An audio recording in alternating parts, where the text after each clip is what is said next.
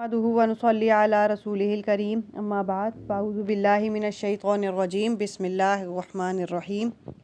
शरह ली सदरी व यस्सिर ली अमरी वहलुल उक़दतम मिन लिसानी यफ़क़हू क़ौली। आज हम सूरह बकरा का 9वां रुकू आयत नंबर 74 से शुरू करते हैं। सुम्मा क़सत क़ुलूबुकुम, फिर सख्त हो गए तुम्हारे दिल, मिन बादि ज़ालिक, उसके बाद, फ़हिय कल हिजारा, सो वो पत्थर जैसे हो गए, औ अशद्दु क़स्वा, या उससे भी ज़्यादा सख्त, व इन्ना मिनल हिजारति लम्मा यतफ़ज्जरु मिनहुल अनहार, और बेशक बाज़ पत्थरों से फूट निकलती हैं नहरें। व इन्ना मिनहा लमा यशक़्क़क़ु, और बेशक बाज़ फट जाते हैं, फ़यख़्रुजु मिनहल मा, और निकलता है उनमें से पानी, व इन्ना मिनहा लमा यहबितु, और बेशक अलबत्ता वो गिर पड़ता है, मिन ख़श्यतिल्लाहि, अल्लाह के डर से। वल्लाहु बिग़ाफ़िलिन अम्मा तामलून, क्या अल्लाह नहीं है बेखबर इससे जो तुम करते हो। अल्लाह ताला ने इतनी निशानियाँ दिखाई हैं इन लोगों को, बनी इसराइल को या तमाम कौमों को, कि कभी मुर्दे को ज़िंदा करना, कभी दरिया में से रास्ते का निकलना, कभी मन्नो सलवा उतरना आसमान से, कभी बच्चे का कपड़ों के समेत पैदा होना, तो फिर भी उनके दिल इतने ज़्यादा सख्त हैं और मेरे दीन पर ईमान लाने को बिल्कुल भी तैयार ही नहीं है। तो अल्लाह ताला कहता है कि फिर उनके दिल सख्त हैं पत्थरों जैसे, या फिर उससे भी ज़्यादा सख्त। लेकिन बाज़ पत्थर भी बाज़ जो है वो फूट निकलते हैं, उनमें से नहरें फट जाते हैं अल्लाह के खौफ से, लेकिन इनके दिल ज़रा भी टस से मस नहीं होते, इतने सख्त इनके दिल हैं। मुस्लिम शरीफ में हज़रत जाबिर रज़ी अल्लाह ताला अन्हा से रिवायत है कि आप सल्लल्लाहु अलैहि वसल्लम फरमाते हैं, मैं उस पत्थर को पहचानता हूँ जो मेरी नबूवत से पहले मुझे सलाम किया करता था। और इसके अलावा तिरमिज़ी में हज़रत अली रज़ी अल्लाह ताला अन्हा से रिवायत है कि मैं हज़रत मोहम्मद सल्लल्लाहु अलैहि वसल्लम के साथ मक्का में इर्द गिर्द में गया, और जो दरख्त या पहाड़ आप सल्लल्लाहु अलैहि वसल्लम के सामने आता था तो आप सल्लल्लाहु अलैहि वसल्लम को झुककर सलाम किया करता था। यानी कि पत्थर या पहाड़ भी इतने सख्त नहीं हैं जितना कि इन इंसानों के दिल हुए हैं। अफ़ततमाऊन अन युमिनू लकुम, तो क्या तुम तवक्को रखते हो कि वो मान लेंगे तुम्हारे लिए। वक़द कान फ़रीक़ुम, और था उनमें से एक फ़रीक़, मिनहुम यस्माऊन कलाम अल्लाह, कि वो सुनते थे अल्लाह का कलाम, सुम्मा फिर युहर्रिफ़ूनहु, वो बदल डालते थे इसको, मिन बादि मा अक़लूहु, उसको समझ लेने के बाद, वहुम यालमून, और वो जानते थे।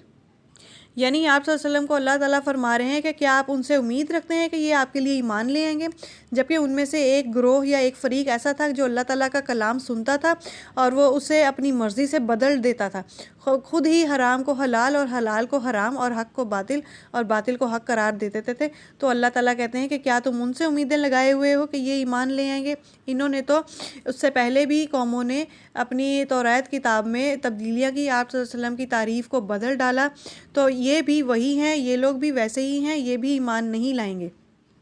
वइज़ा लक़ुल्लज़ीना, और जब वो लोग मिलते थे, आमनू ईमान वालों से, क़ालू आमन्ना, वो कहते थे हम ईमान ले आए। वइज़ा, और जब खला अकेले होते थे, बाज़ुहुम बाज़िन, बाज़ उनके बाज़ के पास, यानी अपने साथियों के पास, क़ालू, तो वो कहते थे, अतुहद्दिसूनहुम, क्या तुम इन्हें बताते हो, बिमा फ़तहल्लाहु, जो ज़ाहिर किया है अल्लाह ने, अलैकुम, तुम पर, लियुहाज्जुकुम बिही इंदा रब्बिकुम, ताकि ये हुज्जत ले आए तुम्हारे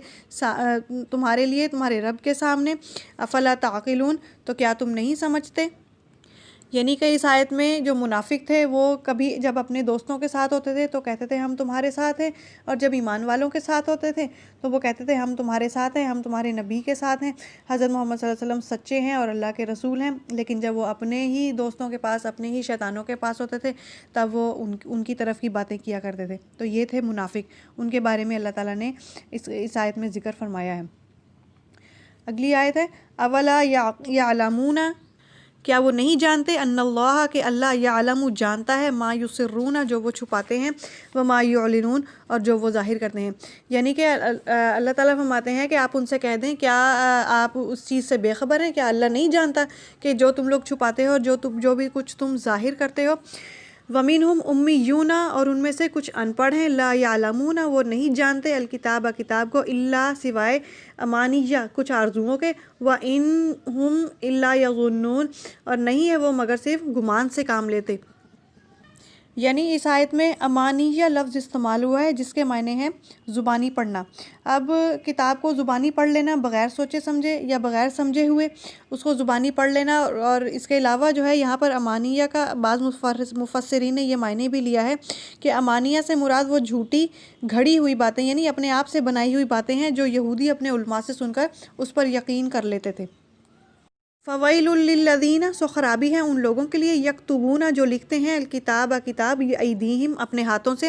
ثم یقولون پھر وہ کہتے ہیں، ھذا من عند اللہ کہ یہ اللہ کے پاس سے ہے، لیشتروا تاکہ وہ حاصل کریں، بہ اس سے، ثمنا قلیلا تھوڑی قیمت، فویل لہم سو خرابی ہے ان کے لیے، مما اس سے جو کتبت لکھا، ایدیہم ان کے ہاتھوں نے، وویل لہم مما یکسبون اور خرابی ہے ان لوگوں کے لیے جو اس سے وہ کماتے تھے۔ اس آیت کا یہاں پہ شان نزول ہے۔ پہلے ہم یہ سمجھ لیں کہ شان نزول کیا ہے، یعنی کہ جس حالات و واقعات کے مطابق جو آیت اتری ہو اس کا جو ہے وہ شان نزول کہلاتا ہے، اس کا واقعہ، اس کی بات وہ شان نزول کہلاتی ہے۔